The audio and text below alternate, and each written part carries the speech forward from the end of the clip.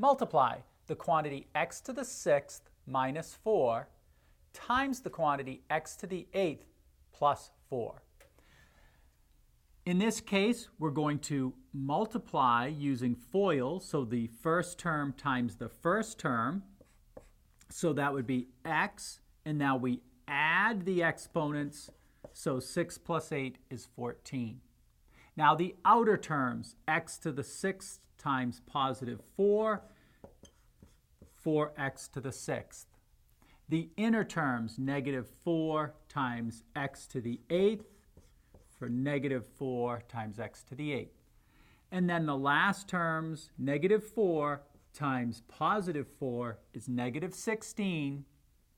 And now, when you look at this, there are no like terms that we can combine, but at least we can eliminate the dots and say we have x to the 14th.